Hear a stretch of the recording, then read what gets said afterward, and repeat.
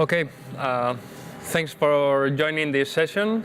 I'm glad to see a packed room and a great lineup of speakers that will be sharing with us their practical examples. I think we will have the opportunity to, think about how to foster open innovation through living labs, and in the end, how to engage people, citizens, users, beneficiaries, stakeholders in the innovation processes, in public services innovation processes. I think all of them will have the opportunity in a very short time to explain their examples. And I think it will be an opportunity to think about how to make people be part of the smart city conversation and the smart city implementation process. That's my introduction. I don't want to take too much time from your time. I just want to remember you that you have the section, this Ask and Vote section of the official app of the Congress. If you want to raise your questions at the end of the session, you will also have the opportunity to make your questions from the floor. And that's it. I think we will enjoy your experience and your background. Let me just introduce very briefly the five of them. We will have Jeff Merritt, the Director of Innovation from the City of New York.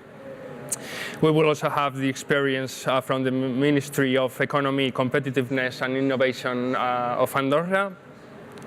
We will have from Sweden the Maria Ådahl, the Director of Open Arena Urban Development of the Johanneberg Science Park.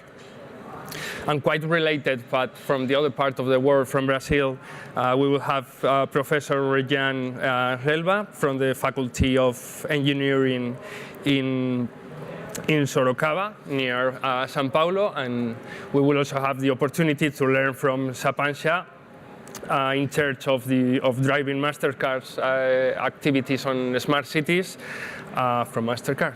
That's all I want to say, and just let's get started. Thank you.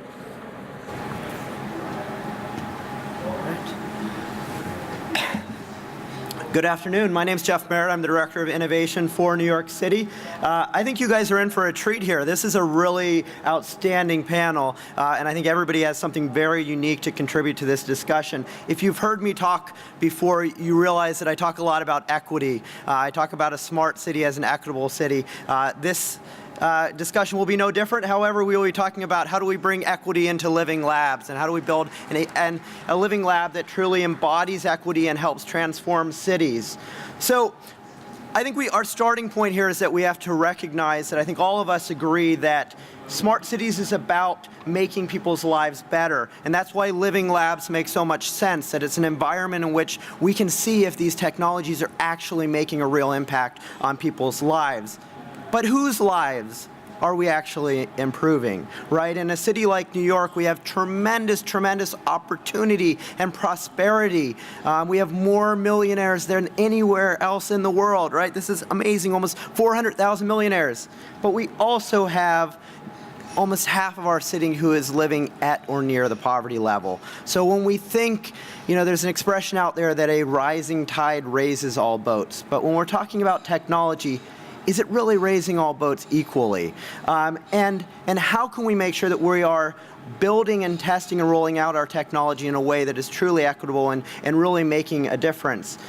If we look at some of the really amazing things happening around the world in smart cities, a lot of them are happening in greenfield developments. This is on the west side of Manhattan, an area called Hudson Yards, being engineered from the bottom up, instrumented with the latest gizmos and gadgets. It is amazing.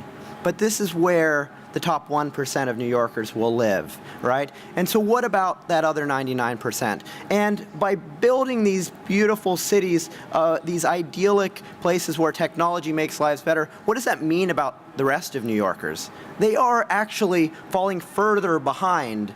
And in some neighborhoods, actually, they are pushing away against technology, right? That if we think about the role of government here, I think it's very important that we recognize that the market will naturally move where the money is.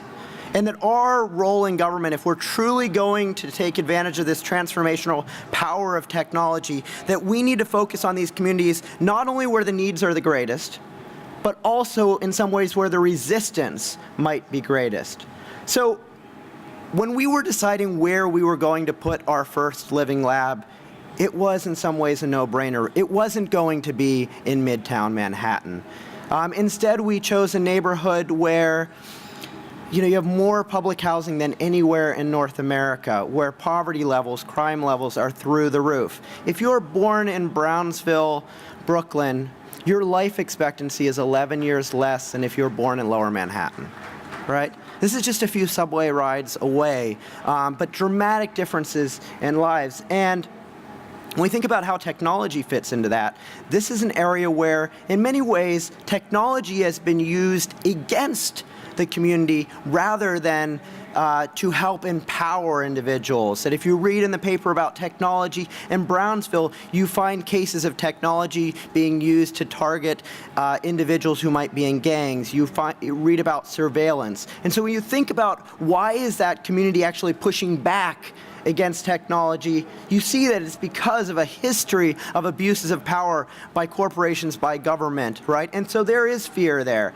And so if we are going to truly make change here, those are the communities that we have to focus on. And a lot of times when you see living labs out there, you'll see them just go and put a bunch of technology in a community. And it's important that we recognize that whereas that may provide additive value, that is in fact not changing the equation here. That if we are going to change the equation, we actually have to rethink the entire development cycle of technology and bake in equity and bake in trust early on. So if you look at the way that we think about smart cities in New York, and this is sort of a diagram of what I call our smart city stack, and it has sort of a strategy layer, the big blueprints, it has a tactical policy layer there, which are our guidelines for how we roll out technology. There's a focus on how do we identify vendors and research projects, and then there's testing that occurs and validation, then you move up to an actual deployment and data integration, and at the end you're at the application layer, which is how we experience technology. When we're thinking about where do we insert this community engagement, it is a no-brainer. It happens there at that intersection, at that point when we move from ideas into action. And this is something that cities of all kinds, the smartest cities out there, sadly are not good at this.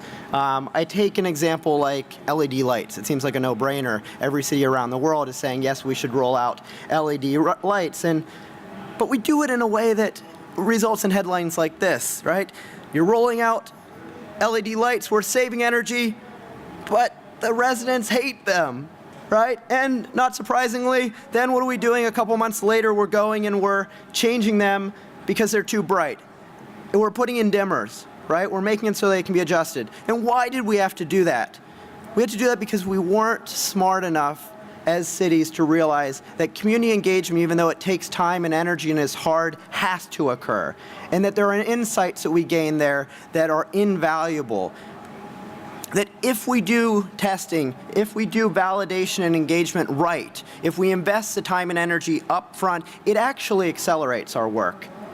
Right? It actually speeds things up. It seems like it won't, but if we can streamline that process through our living labs, it will actually mitigate risks. It will actually lead to greater trust, greater partnerships that make this work more sustainable.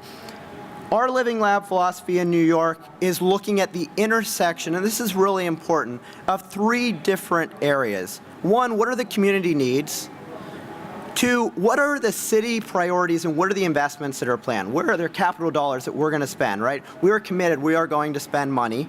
And then what are the solutions that are out there on the market? And where those three things come together, that is the sweet spot for living labs. Because if there's a community need, but there's not a technology to address it, if there's a community need, but there's not money to actually put into that, it all fails. And so we look for the sweet spot where these come together. This is sort of a quick snapshot of the components here. It involves community advisory boards. It involves intensive learning sessions, priority settings with community, baselining the community, doing open challenges, demonstrating technology, getting feedback.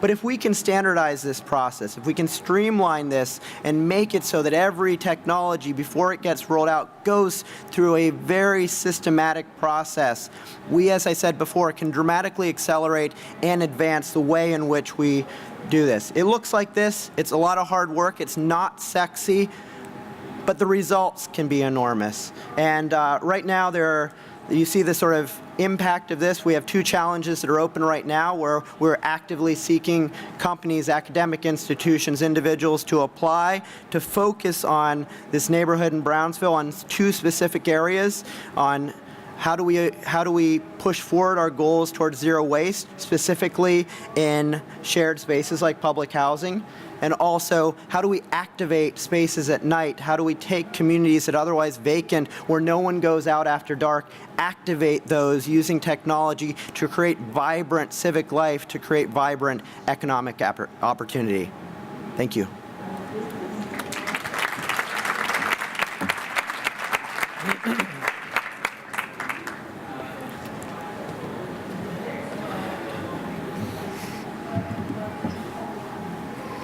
To enter. Okay. Well, thank you. Well, as a Minister of Economy, it will not surprise you if the explanation why we chose to make a bet for open innovation and for living labs was competitiveness. It's a different approach. It's not only satisfying needs, it's also how do I make my country more competitive by implementing open innovation and living labs.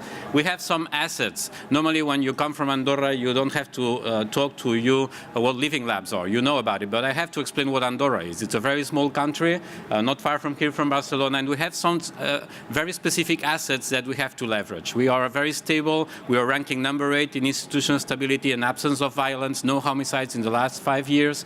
High quality of life, number 4 in access and quality of health by the Lancet in 2017. An open and developed economy, we're ranking 23 in terms of GDP per capita worldwide. Sound public finances, we have a public debt at 40% ratio of debt over GDP. We are a services-oriented economy, and this is very important. 50% of our GDP is depending on tourism and financial sector, and those are very exposed to innovation. And we have a very strong positioning in tourism.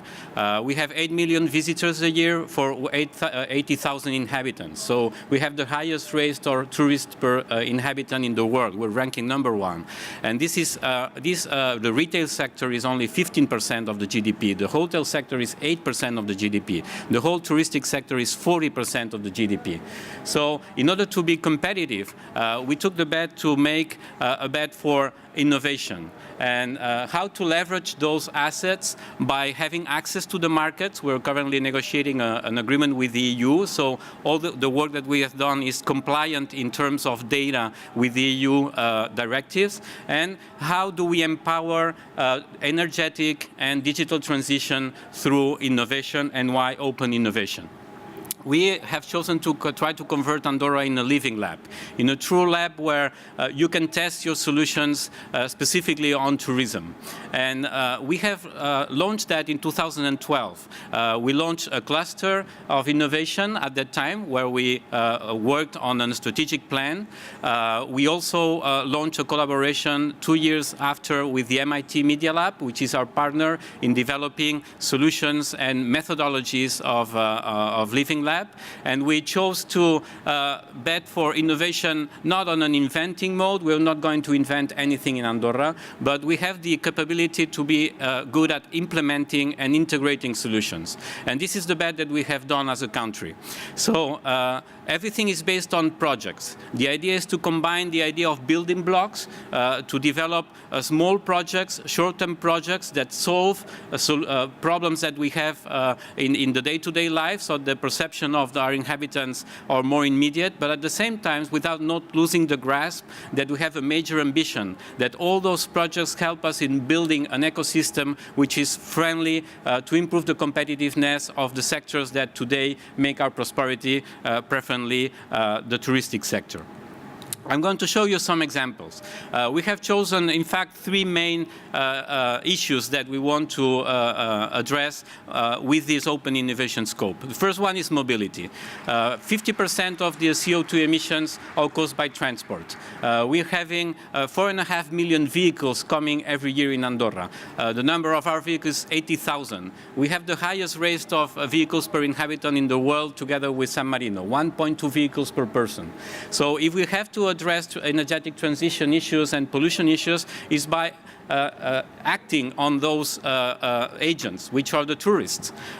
So mobility is very important for us. That is why we have launched an ambitious project for an integrated multimodal transport platform, which is going to be implemented from the next year. And that's why we are at the same time promoting subventions, subsidies, programs for enhancing the penetration of electric vehicles. We are succeeding in selling more than 5% of electric vehicles in the last 2 years, which put us in number 3 worldwide. So the effort of combining energetic transition initiatives with digital transition initiatives is very important for us. And mobility has to be seen, in our case, not only as mobility as a service, like it's done in many countries, but mobility as a competitive asset. How can I change the behaviors and the sustainability of my touristic model by enhancing the mobility of our visitors? How can I offer more individualistic ways of experiencing through autonomous driving? We're very interested, and we're working some solutions with the MIT in terms of how do I implement autonomous driving, how do I equip my infrastructure to adapt to the new possibilities that this kind of driving devices can change the way that people live the tourism. There are two other projects who are intrinsically and very closely linked to this.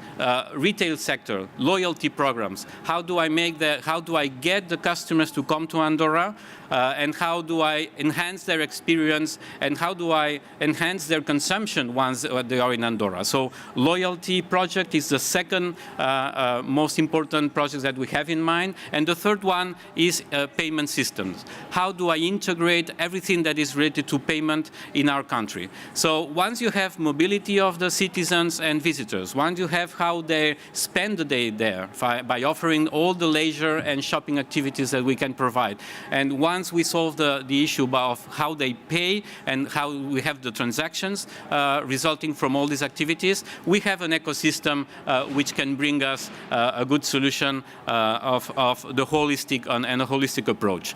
And everything related to a big data project. So what we launched with the MIT 2 years ago is how do I build a big data specialized on tourism. The idea of those three projects, mobility, payment, and retail, is to gather more information, more data, in order to be able to explain the patterns, to describe them, to diagnose them, but also to predict and to prescribe them, which is the most important part. And this is what we're doing with the MIT, and I'm going to show you two examples on a video. The first one is the city scope.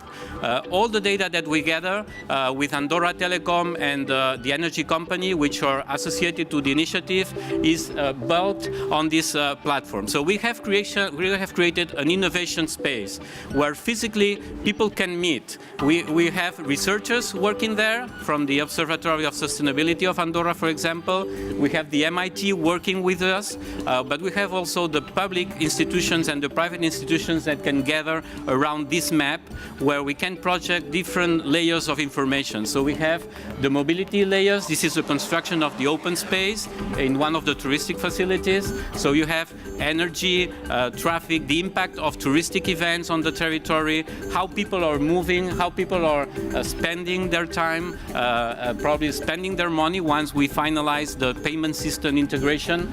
So this is the whole idea, open innovation by bringing people together and solving problems that we have. And the second example is how we associate digital transition to energetic transition. This is a work done by the OPSA, the Observatory of Sustainability of Andorra, which are a group of researchers working in the innovation space.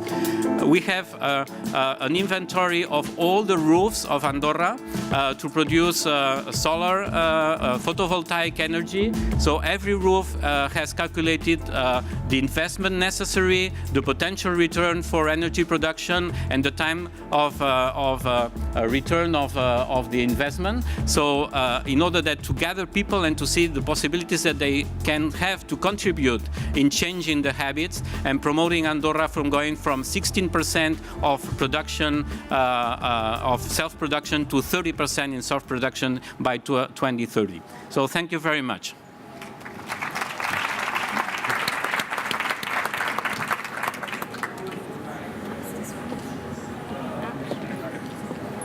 Good day, everybody. I'm Maria Ådahl, and I'm an architect and work for Johanneberg Science Park.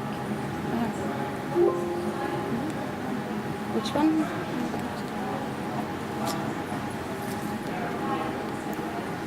No? So I'm director of our Open Arena Urban Development, and we are... Isn't it working? This one? No. In Sweden, science parks are a rather common construction to work with innovation, and we have around 80, and in Gothenburg we have 6. We have 3 in Gothenburg, and in the West Sweden we have 6. And we have a focus on sustainable urban development, energy and material.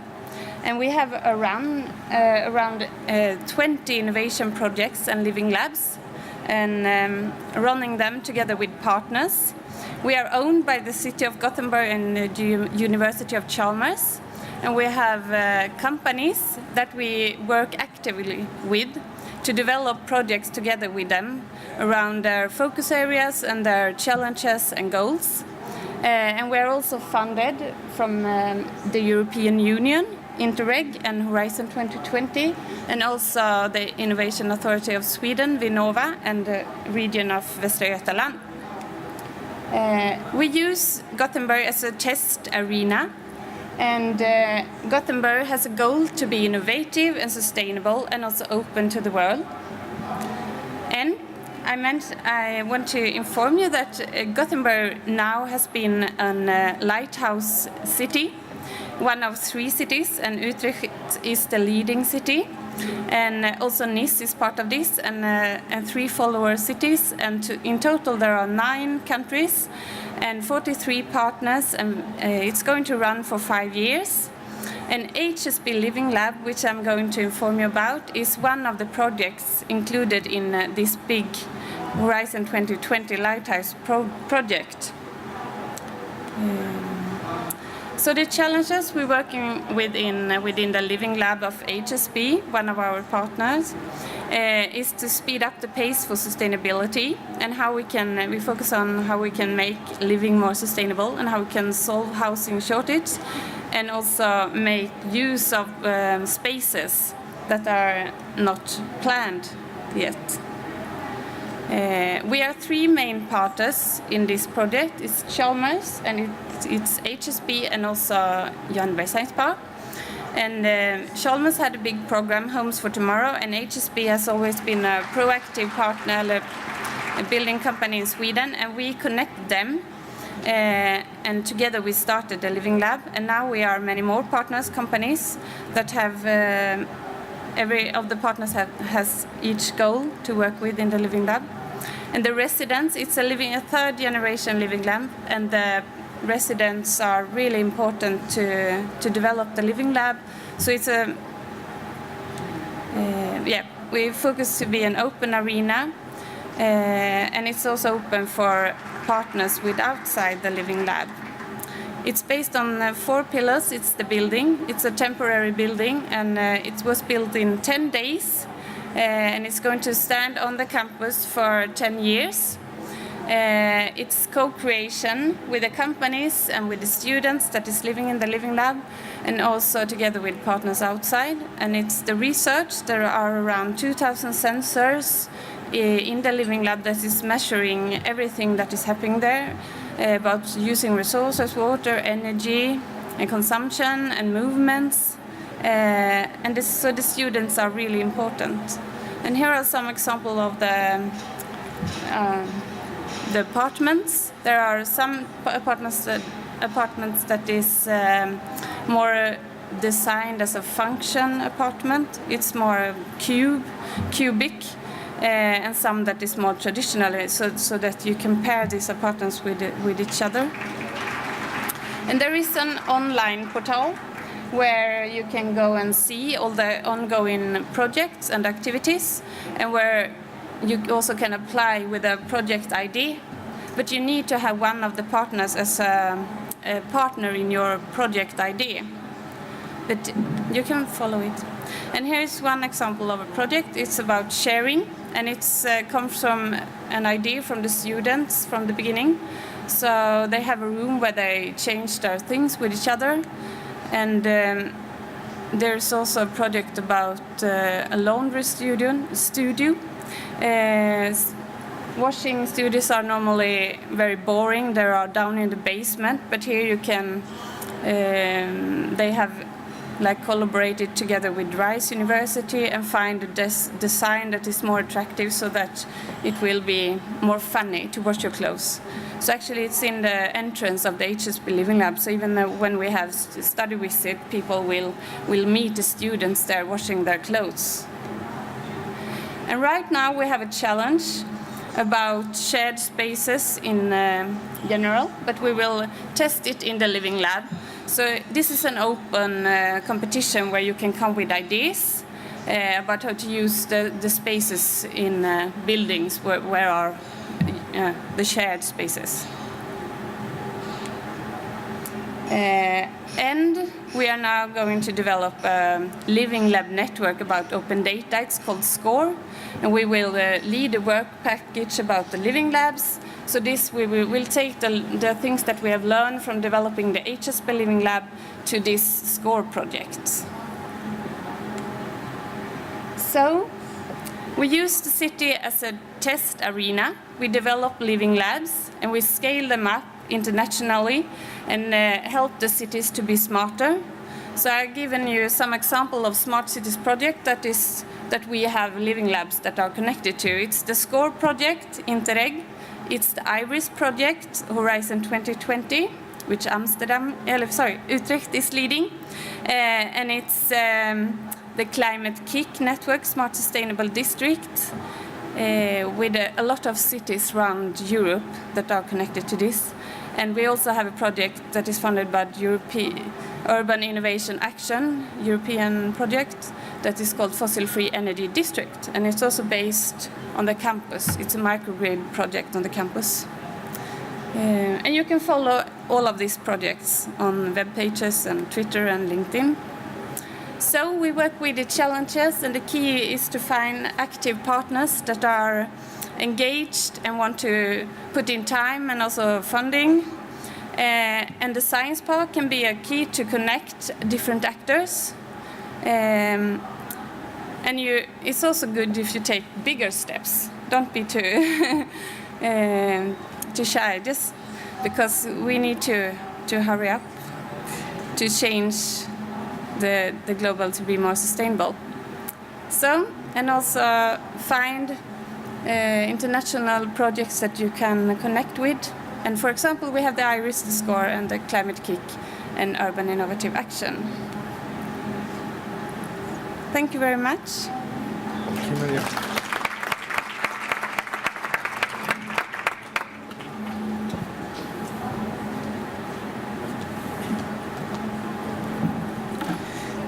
Good afternoon. I'm Professor Regiane from Facens, Faculdade de Engenharia de Sorocaba.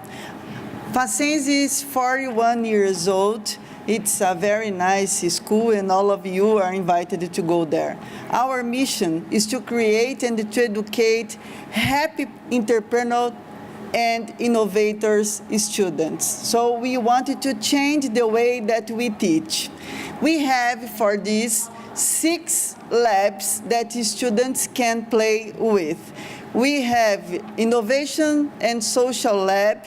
We have Facens Entrepreneurship Center. We have Liga, it's a living lab of games, Lins, and I take care of Smart Campus Facens. Smart Campus Facens, it's a living lab.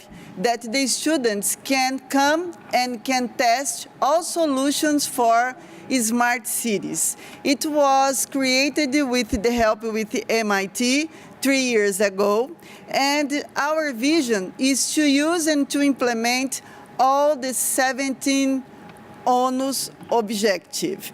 And for this, we have 8 axes. We have, for example, mobility and security, we have education and culture, we have urbanization, industry and business, ICT, energy, environment, and we take care of all of this with our governance aids.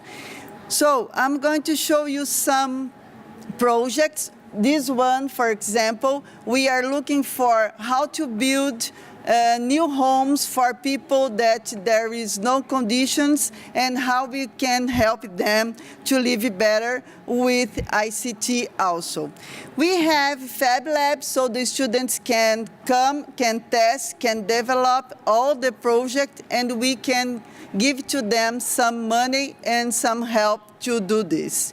We have also an intelligent robot center, and we want to implement with, for example, vision and help them to create new solutions for this new technology like ICT.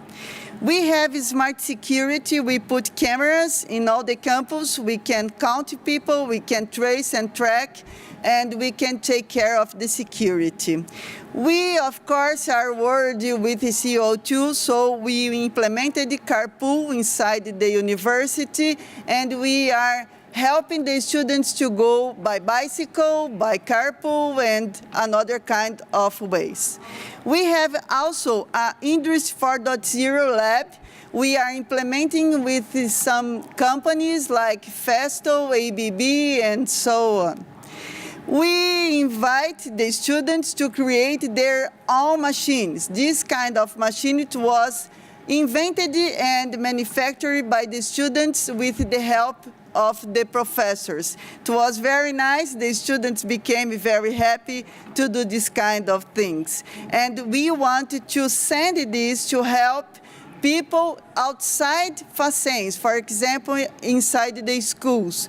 And the students create many kind of machines. They are learning how to build and how to help people. We have also a photovoltaic panel. We are focused on implement some kind of new technology for energy. We have this technology on our roof, and we have 16% of our energy come from this, that it's on grid. But we have also a photovoltaic panel with the tracker, so they can position where the sun is in that moment. And we have a photovoltaic lab, so the students can learn, can practice, and can come to the community and can help to implement photovoltaic systems inside the community. We are changing everything inside the university, so we put lights, LED lights, and we change all the lights inside and outside. Because of this, of course, we have some economy. Outside, we can have, for example, 6-7% of economy, but we changed everything inside. So now we have a commission that take care of this project to take care of our water and of our energy. We have some results in 6 months. We have many economy. For example, in Building B and Building E, we have 83% of economy inside our classrooms. We have implemented wind power, but in Sorocaba there is no wind, so the students are invited to do to have some energy, but we are trying to implement and trying to help them to understand that it's a very important energy way. And we have also a green roof. This student put in 3 kinds of green roof, and he wants to understand which plant is better for the house. It's a very nice project, and we are going to bring this outside to Brazil. We are worried, of course, with the other kind of waste. So we have electronic waste, we have cigar waste. I hate, but anyway, we needed to do something with this. And we have a water bill, and the students developed this kind of solution, and we are planning to put this in our river in Brazil because we need this a lot. We have all water treatment station, and the students can build, and can use this on their homes. Everything is controlled nowadays. We have smart water integrated with our float island to control the water quality. And with this plant, we could get better our quality. And we also take care of our composting. So everybody gets the plants, and then we transform this as food for our food. And we put some sensors inside our vegetable garden to know if it will rain or not. We have always put our saving droplets, and we are saving water with this also. The students can learn and can build also. We have our lab. And this innovation lab, social innovation lab, we have engineer for goods. We have some students here that are from this lab. It's very nice because they put engineering to help people. We created many equipment to help people that are disability. It's a wonderful project. We have also the engineer for good to help companies to become better. So we put our chemistry students, all the students, to help them. We have intergeneration. I love this project. Your grandmother can go to the university and can learn with his grandfather, and we can change everything inside the university. We have our smart car, Facens, and we are implementing some technology. All of these are integrated with our smart control, so we have many data, we have some graphics, and our students can now take all the data and put this in our big data to understand better how the university works and how we can get the data outside the university and put this in our cities. We have some partnerships for this, of course, and now we received 4 awards. One, it was the top educational last year. The other one, it was automation, and Enel put some money to help us to change, and this year we were very happy because we received Smart City UK London as the better project about education around the world. So the students, if they have an idea, they can come to Smart Campus. We give them some ways to help them, and if they want to put in the market, they can go to our entrepreneurship, and we help them to create their startup and to become an innovator. So thank you a lot. Thanks for the opportunity, and to be better, just miss you. See you there. Bye.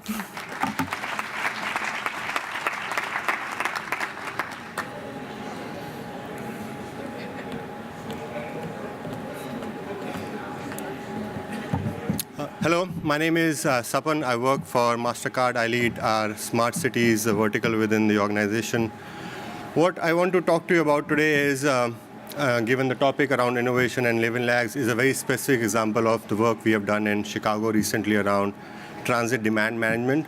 But before I talk about that, I want to put that in context of some of the broader work we do in the city space. And if I reflect on that, there are 4 broad components on how we think about this. The first one is, and as Jeff said, right, this might resonate with you. The first one is around inclusion. If you think about people moving from villages and small towns into cities, we need to find a way to make the growth of cities more equitable. We need to include citizens in how they're able to access services and the services that a city provides to the citizens. There's a lot of work we do in that space, primarily around financial inclusion. How do we provide identity and access to these citizens?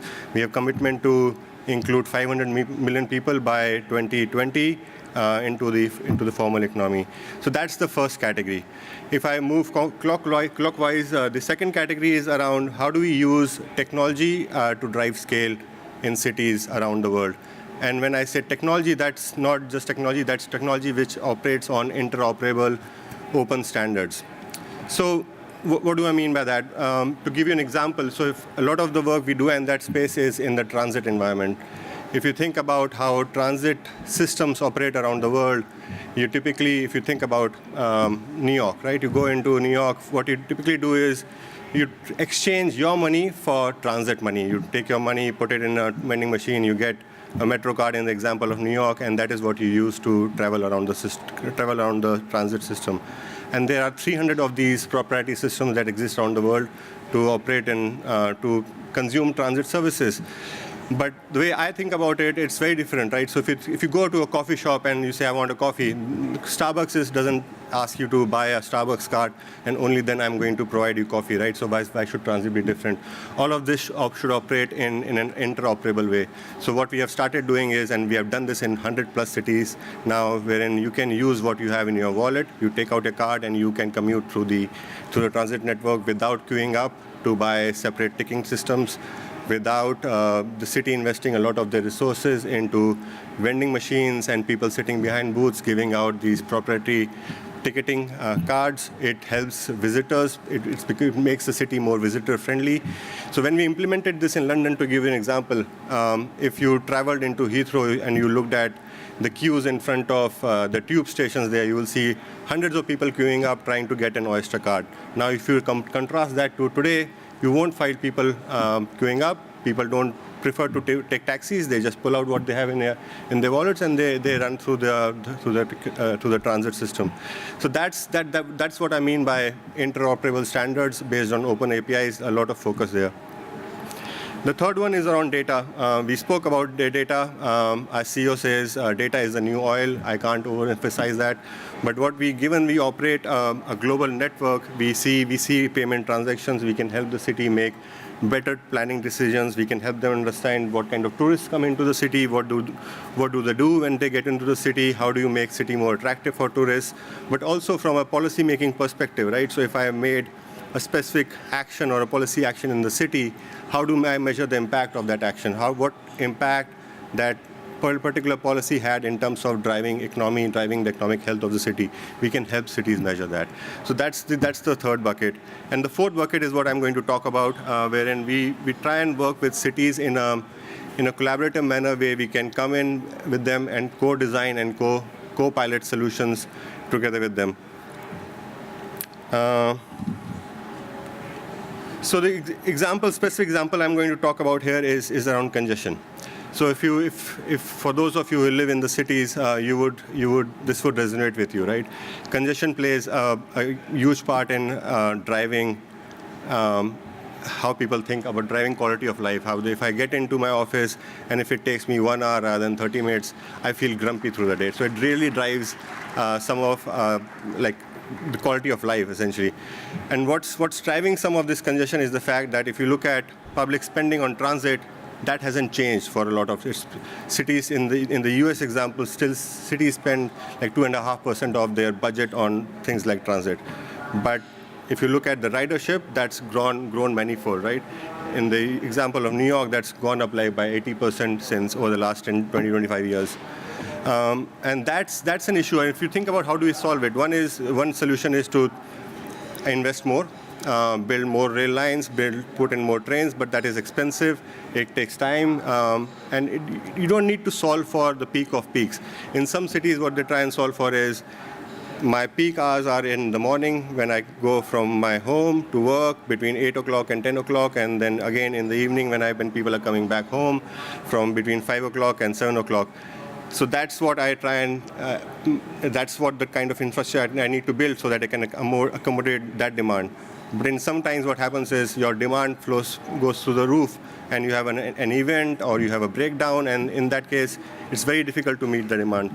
So what we are trying to see is, what we wanted to test is, can we change the demand? Can we optimize that so that we can smoothen out the peaks and the valleys? And how do we do that in a manner that we can reach out to the commuters in a more real-time manner and talk to them through a medium that they can easily relate to.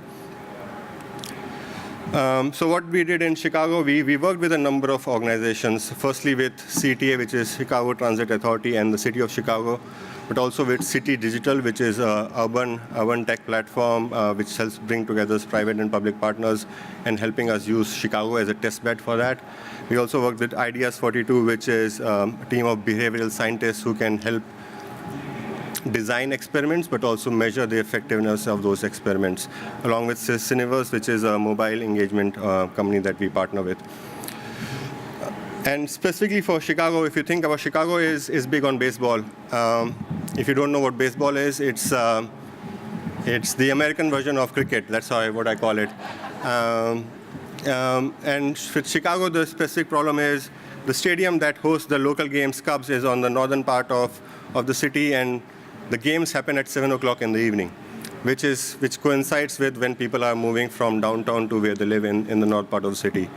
And if we had to change that behavior, we had to find a way to connect the riders with the city so that the city can make them aware that there's a game on and you need to do something about it.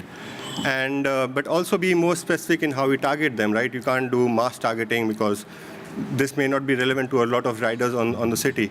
And then test how do we change that behavior? How do we make people not travel at the same time between 5 o'clock and 7 o'clock, but do that over different periods of time? And this is a matter of habit, right? So if I think about the way I work, it's become a habit that I need to leave home at 8 and I need to leave office at 6. I don't necessarily need to do that. I am flexible around that. There may be other people who are not flexible. If I'm a working mother and I need to pick up my kid from the nursery at 6 o'clock, there's no way you can do anything to make me change my behavior. So you need to find segments that are open to doing that.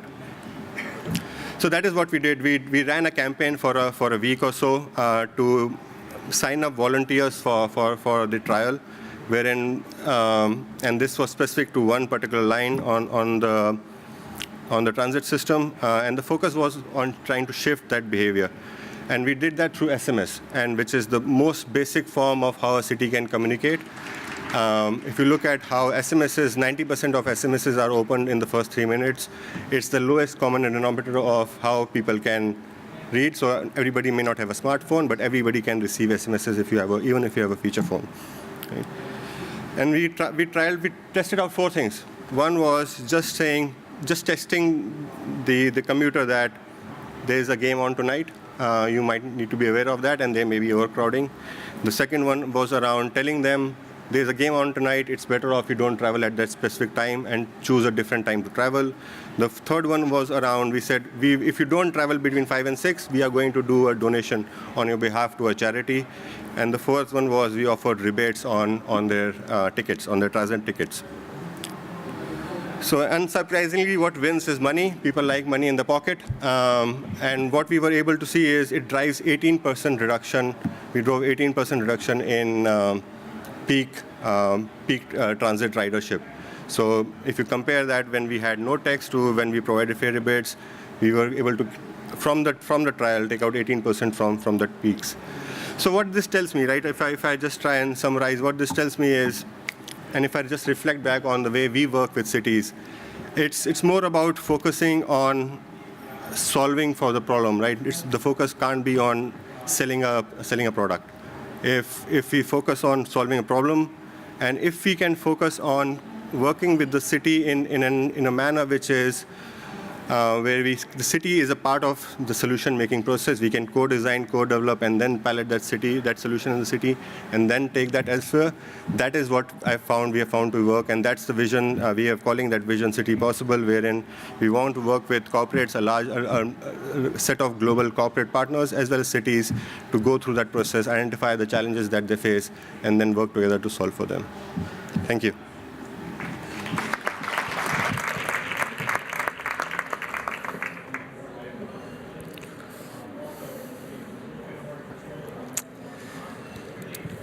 So thank you all of you for being so precise about the timing you had. I think one of the particularities of this session is that we've learned from projects with very different scopes. I mean, we've seen the experience of a country, and we've seen the implementation of the concept of living labs in buildings, in washing rooms. It can also be implemented for very specific public sector issues, but also can be used in a neighborhood scale. So we wonder why it's so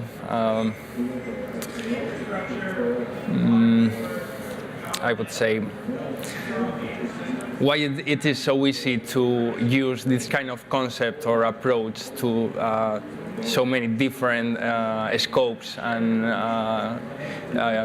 cases. I mean, you mentioned maybe it's not sexy, the everyday life of running a living lab or something similar, but in the end it seems that it's something, maybe it's a hype, maybe it's something that everyone wants to have in their city, in their company. So I would ask you just, your reflection about why it is so attractive. Maybe it's so obvious because we want to engage stakeholders or other actors, but maybe we have to go beyond and find the right goal of a living lab approach for opening up innovation. So I'll speak to why I think there's a natural fit between smart cities and living labs. This event is not called Smart Technologies, right? It's called the Smart City Expo, because at the end of the day, it is about transforming lives. There's a social element that we are all trying to change here. And so that interaction between individuals and technology is what living labs are about, and that exists whether you're talking about a university, whether you're talking about a science park, a country, any of these different environments. That's why I think it is universal, that it is defined by the relationship between people, the human behavior, the way in which we use technology, the way in which we go about our lives. The technologies certainly bring tools.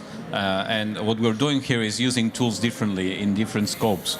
So the idea is, what do you want to do with these tools? In our cases, it was, how do I compete in a globalized world being so small? So by competing by being unique. So it's very, Michael Porter says, you don't have to compete to be the best. You have to compete to be unique. So what do you have that makes you unique today? Everybody has a unique way of teaching, a unique way of bringing tourism, everybody has own assets. So how are the tools that you can use are going to bring you leverage to these assets? Mobility, everybody is doing mobility solutions to the cities. But do you want to have mobility as a competitive asset? So you have to use the tool differently, and you have to gather agents differently around the table. And this is the funny thing about innovation space and living lab. You can bring people together by sharing information and data, which is the key to all of it. But you can certainly apply differently tools. So it depends on your ambition, and it depends on the vision that you give to it. Another answer?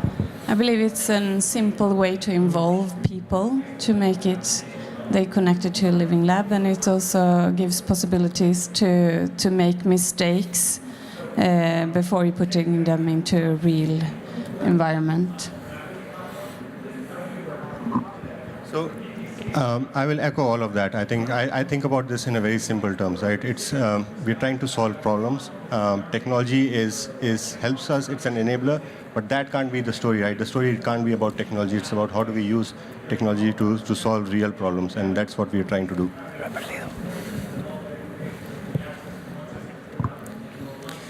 Okay, thank you. We have some questions from the app. I think there was one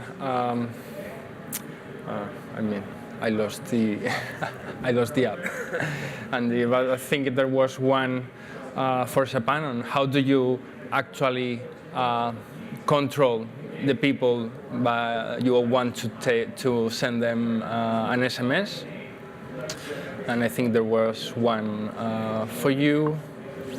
Yeah, Japan, if you want to answer that question, how do we which is control quite SMS? practical. So this was a very specific trial, right? We signed up people who were traveling on, so it was this was a real problem, right? So if you look through the poster and the campaigns that we ran, it was around, if you want to know more about how the GUPS games can impact you, then sign up for this service. So it was a very specific call to action, and people who were impacted by that would sign up for a service like that. And the information we were providing, we tested, as I said, we tested out a number of different ways through which we can test what clicks versus not. Actually, all of the methods clicked. What clicked most was money, but essentially all the different mechanisms clicked.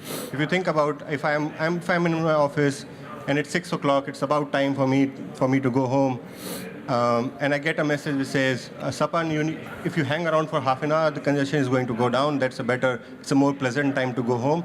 I would sign up for that, right? But if I actually make the effort to go out of my office and I see congestion on the tube station, on the train station, then people want to hang around and they just want to see if I probably might get in, and that adds to the dwell time, that adds to the congestion. So that's what we were trying to solve for, right? Proactively intervene so that we can change behavior. Mm-hmm. Okay, there are two more general questions for the five of you. One, it's about scale. How do you deliver scale to successful innovation tested in living labs? How to make them bigger and go to a further stage? And also, how do you successfully identify and measure the benefit of living lab innovation? How are you measuring the kind of success you're trying to get? I'll speak first to that question of scale, because this is very important, that you have to design for scale. You can't go into sort of a living lab situation just to test something. You have to have a vision for, if that test is successful, then what? And so when we think about constructing a specific challenge, which is really just about the starting of that process to identify solutions, one, we want to make sure that is tied to a long-term sort of vision for the city. So in our case, we have something called a Plan for One NYC that sets out our goals for the city and that are maybe 5, 10, 15 years down the road. So in order to scale, it has to be tied towards a goal that is long-term and that where you want to see something expand across the city. And then second, it has to be tied to dollars. Most cities have capital planning budgets that, again, are developed 5, 10 years in advance. And so in a case like Brownsville, there is $1 billion that will be invested into that community in capital dollars, meaning infrastructure changes in the coming years. And so we know we will be buying things, and there are capital expenditures across the city. So looking for that sweet spot where you know that it's tied to a big picture goal and it's tied to money. If you plan in advance for that, then you sort of set the path or the road for scaling. I totally agree with that. Again, I think part of the problem is I don't necessarily like the word lab. I think when we talk about a lab, it conveys the sense is we are doing things in small scale and it may not go anywhere, right?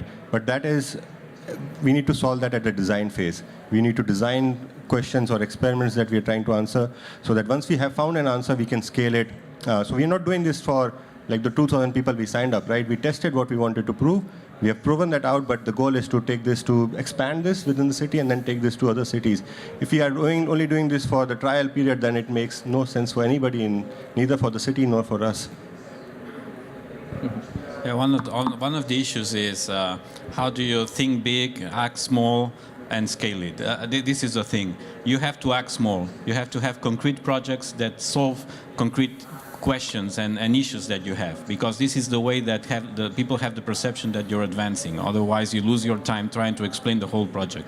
But you don't have to lose the grasp that every one of those bricks, of those building blocks, has an ambition and a vision over there.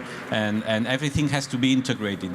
The real difficult thing is not finding solutions to specific problems, it's how you have a holistic approach and how do you integrate the different phases of development. And this is the real question. So the scale, it's going to come after, but you have to have an embedded vision of bringing small projects that are thought on a more holistic approach. And the second, it's a question of measure. You have to measure problems, you have to measure success, and the only way to be able to succeed is to prove that the measures that you have in providing photovoltaic energy today are different than 10 years ago, and that the average spending of the consumers that come in Andorra has changed through the years, and that the average time they spend on the road is changed through the years. So it's a matter of data, and this is key. And from our experience, it's been very critical to involve the two most powerful data generators in Andorra, which was a telecom company and the energy company. Mm-hmm. And that has been key. They are participating financially. We created a foundation, and they are involved both as a team, as engineers, but also economically and financially, and this is very important. You have to have these leverages and to involve the private sector also in those initiatives. Mm-hmm. I want to say something quickly on the metrics that Maria hit. This is really difficult to do metrics for living labs, because one of the things that we're trying to do here is test solutions, and therefore failure is actually a sign of sort of strength. So for me in New York, one of the key things is that I'm trying to accelerate the speed at which we evolve when we're looking at technology. So the time from that sort of problem identification and the ideation to the actual validation of a solution and going to scale, and shortening that timeline is really important. And so it's not about the number of times we fail, it's how long does it take us to succeed. Any other thoughts? No? It's fine. So we're running out of time. I want to give the opportunity if there's anyone who wants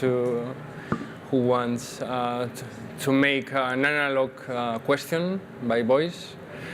And if not, we have just there's one. I think you can stand up and go to the mic.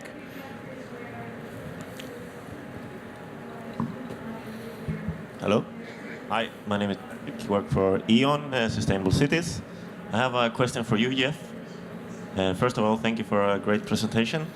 I'm a little bit intrigued about the picture you showed about with the 3 circles and the sweet spot in the center of it. What do you say? What are the main challenges reaching the sweet spot and the critical success factors? Sure.